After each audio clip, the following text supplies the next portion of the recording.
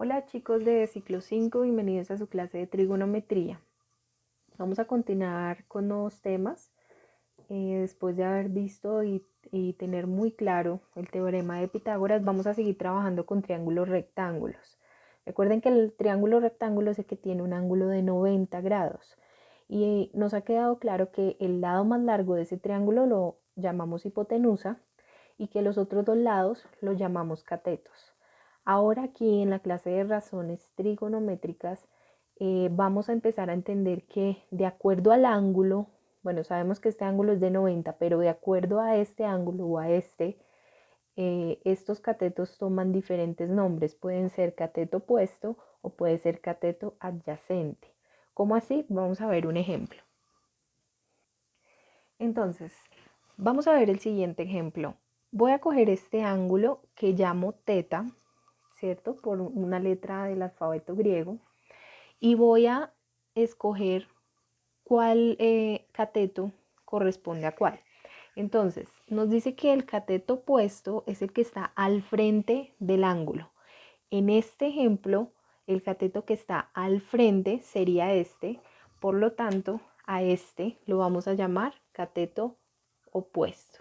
¿Listo? Entonces recuerden, el que está al frente del ángulo lo vamos a llamar cateto opuesto. Y el cateto adyacente va a ser el que está cerca o está más pegado al ángulo. Por ejemplo, este. Noten que este es el que está más pegadito, por lo tanto lo vamos a llamar cateto adyacente. Entonces, noten que de esta manera pues podemos identificar cada uno de los catetos. La hipotenusa es así, no cambia, pero estos cambian de acuerdo al ángulo. ¿Por qué? Veamos el siguiente ejemplo. Veamos ahora el mismo triángulo, pero ahora ya no vamos a coger este ángulo de acá, sino este otro. Entonces, la hipotenusa va a seguir siendo la misma, pero en este ejemplo los catetos van a cambiar. En este caso, ¿cuál sería el cateto opuesto? Si nos dice que es el que está al frente del ángulo, entonces este de acá sería el cateto opuesto, o co, así se escribe. Y el cateto adyacente es el que está cerca, o sea, el que está más pegadito al ángulo. En este caso sería así. Entonces vamos a hacer ahora en la siguiente parte una actividad en donde ustedes van a tener que ubicar cuál es el cateto opuesto, cuál es el adyacente y cuál es la hipotenusa. ¿Listo? Bien, entonces aquí en el tablero pueden ver diferentes triángulos rectángulos y lo que quiero que hagan en su cuaderno es que los dibujen y de acuerdo al ángulo que les estén pidiendo, entonces que ubiquen cuál es la hipotenusa, cuál es el cateto opuesto y cuál es el cateto adyacente. Les voy a mostrar con el primero cómo entonces de qué trata para que resuelvan dudas. Entonces me dicen que de acuerdo a este ángulo ubique hipotenusa. ¿Cuál es la hipotenusa? Recuerden que es el lado más largo. Entonces yo veo que el lado más largo, y por lo general siempre es el que está opuesto al ángulo de 90, entonces este sería la hipotenusa, ¿cierto? Hipotenusa. El cateto opuesto es el que está opuesto al ángulo, entonces este sería el cateto opuesto. Y el adyacente es el que está más cerca o el que está más pegadito, entonces este sería el cateto adyacente. Así tienen que hacer con cada uno de los triángulos.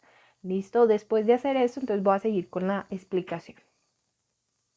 Bien, entonces después de ya poder identificar cuál es el cateto opuesto y cuál es el cateto adyacente y la hipotenusa, entonces ahora sí vamos a saber cuáles son las razones trigonométricas.